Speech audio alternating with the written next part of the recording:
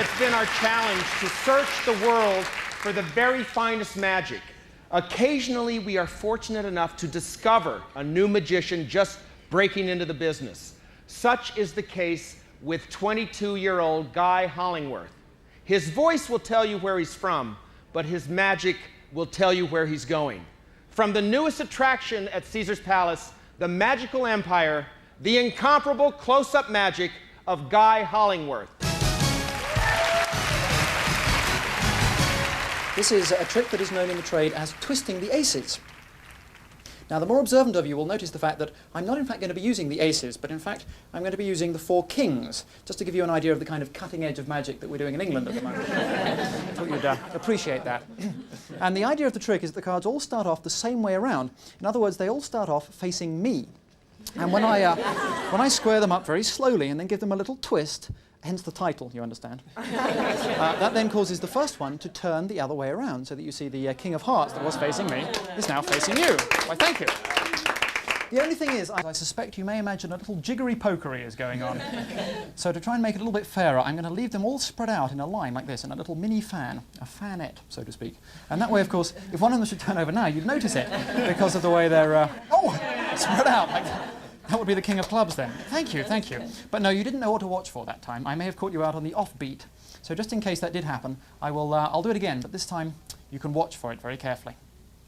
Now watch as I just move the cards from side to side, because as I go from side to side, you might see in mid-air one of those cards actually turning around, the King of Diamonds there.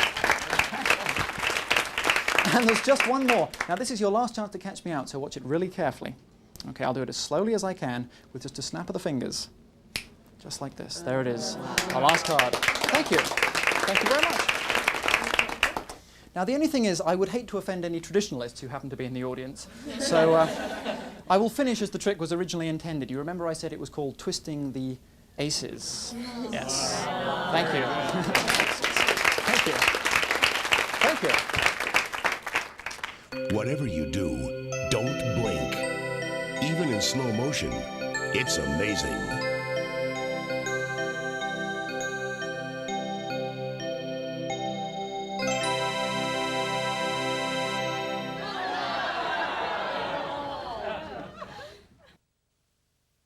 Okay, let's try one more, because we haven't had anyone choose a card yet, and that's what most magicians do, so why don't we try that? Can I ask you, madam, if you'd be so kind, can I ask your name, first of all? Fritzy. Fritzy, thank you, Fritzy. I'd like you to reach in there and just take out a card for me. Just grab one out. Okay, have a look at it. You can show it to everybody. Okay. Okay, that's perfect. In fact, you can even let me see it on this occasion. It doesn't matter. Yes, you can. Trust me on this one. Thank you. The King of Clubs for the people at home. And I'd like you, if you'd be so kind, as to sign your name on it to authenticate it for me. Okay. And in fact, since you've chosen a court card there, why don't you sign it right the way along the top for me, just along there, so it's easy to read, because I would hate you to think that I was cheating. Perish the thought. Okay, thanks. Now, Fritzy, I think you would agree there is only one card in the world that looks like this now. I think so. Unless you make a habit of doing this kind of thing. No, but seriously, I haven't asked you to sign one beforehand. This is the only card in the world that looks like this. And I'm going to fold the card in half, and I'm then going to fold it in half again, which makes quarters, if my math serves me. Yes, I think so. And the reason for doing this is it gives me these nice creases down the card, which would allow me to tear it up if I wanted to. And as it happens, I do. Yes, there we are. I'm tearing it right the way down the middle. Now, it is important that you realise this is a genuine tear. Of course, if you think it's just some kind of illusion and I haven't really torn the card up, then the rest of the trick is fairly pointless. But I have really torn it up, and I'm going to continue to do so, going right the way down.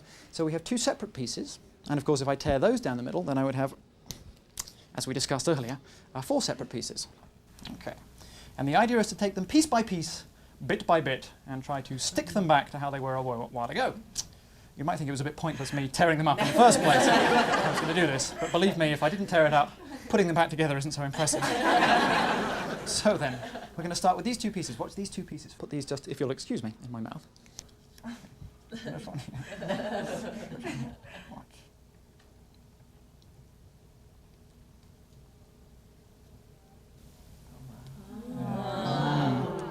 Seems to be working.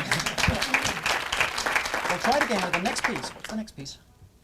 Q fits on here. I think so. Okay, pretty good. Yes.